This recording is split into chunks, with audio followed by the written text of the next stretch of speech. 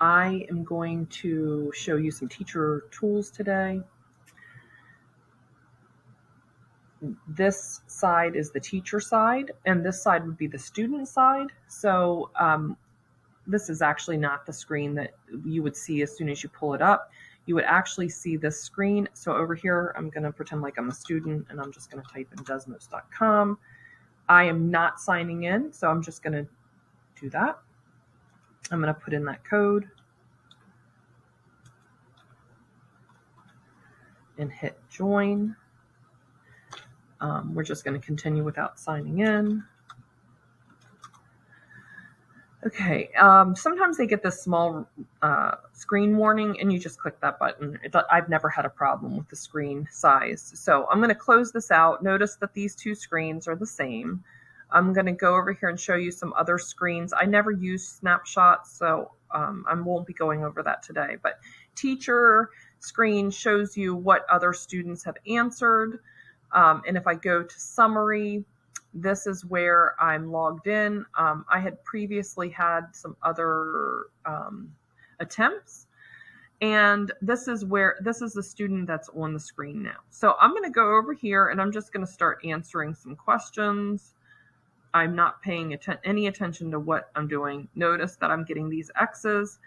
At this point, if you start seeing a whole bunch of X's, and maybe it's from several students, you may want to use this pause feature. So if you do that, it pauses the activity and the students can't go on.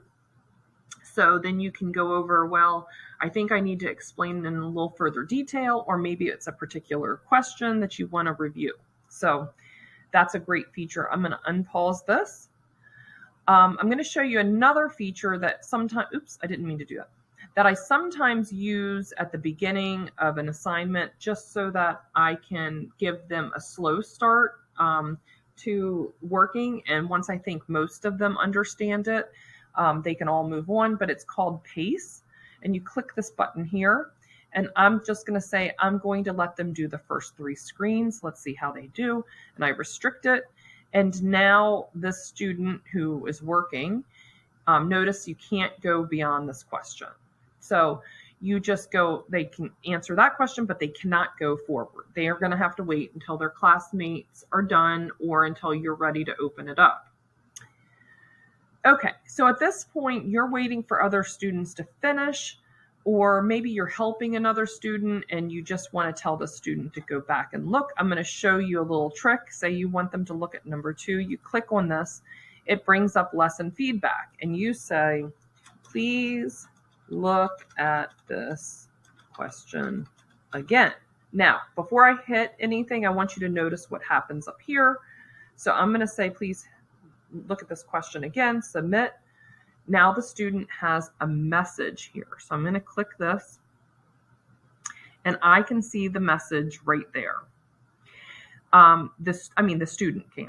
Now the student can read the message, and then it says go to screen 2. So they click there, they can X out of this, and then they can say, well, the 7th is actually in the thousandths place, and they can fix it. The students cannot reply to you here, which is kind of nice that they just get a message. And I find that's helpful for students who are shy or reserved, and some students who are self-conscious. If they just get a message, then they can just go back and look at their questions again. So those are, let's see, I've gone through the pacing and the pausing and the messaging. Okay, so they're paced at 3. I just want to show you that if you want them to try one more, you can hit the plus button, and then the students can go to number 4 and try one more just to make sure they know what they're doing before you have them move on.